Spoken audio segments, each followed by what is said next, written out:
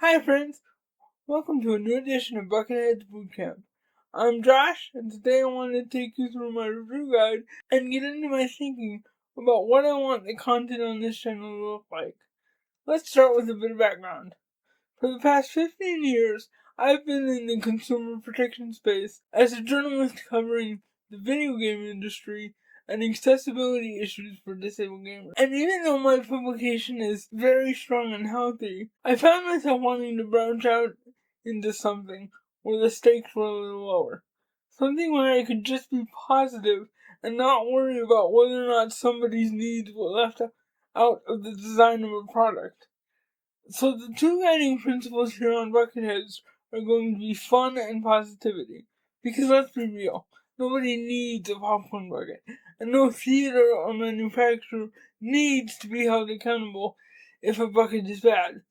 They're so frivolous and fun that I just want to focus on being positive. With that out of the way, let's get into the lab.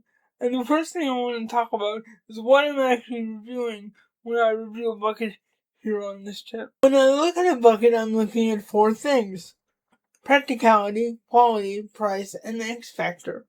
Practicality is the one element that has the least impact on the score.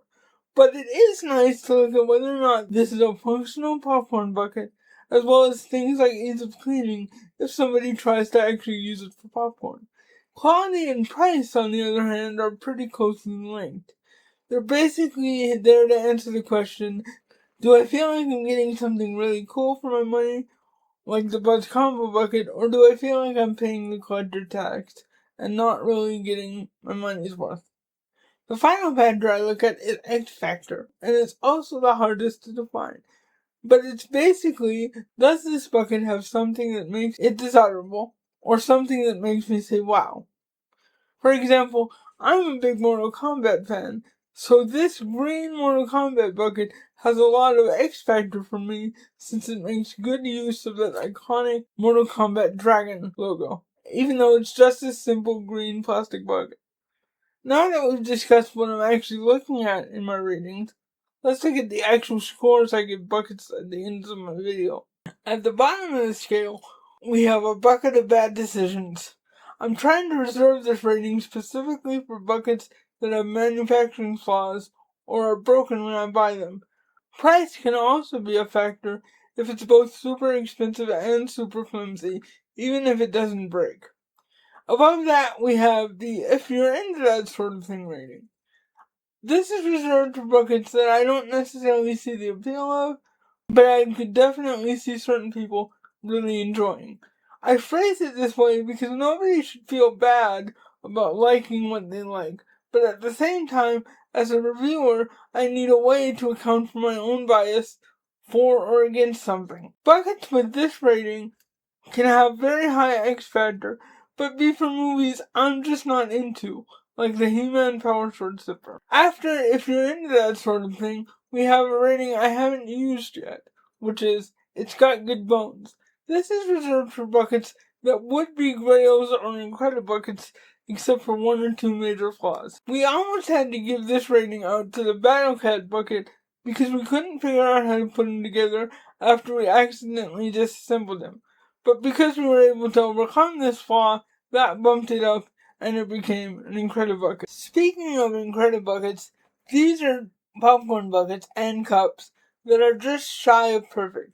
Like the Logo bucket, they could be great designs and be super small. Or like the Skeletor head, they could be excellent all around and just something I'm not really into.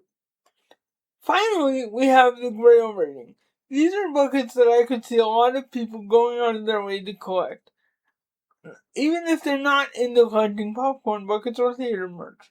Grails are often excellent pieces just to include in a general collection of a certain movie or IP, like The Mandalorian and Grogu AT-AT. Or sometimes they're just so well done that even if I'm not into that IP, they just make me say wow, like the He-Man throne room. Spoilers. Well, that's the review guide. That's what I'm looking at when I'm reviewing buckets here on BucketHeadzz. I really appreciate you watching, and I really appreciate all the engagement.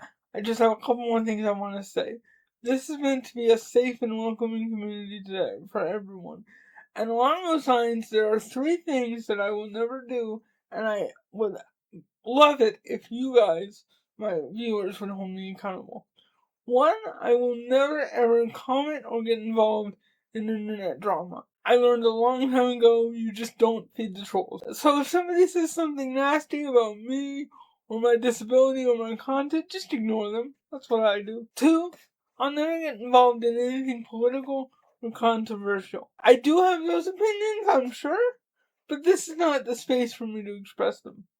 3, I'll never judge you for liking what you like. What is a bucket of bad decisions for me may be a grail for you, and who knows, maybe you can straighten me out kindly in the comments. I love that for you. Well, that's it, guys. If you liked the video, please consider liking and commenting. This is Dr. Josh Straub inviting you to subscribe and join the Bucket Brigade today. Thanks again.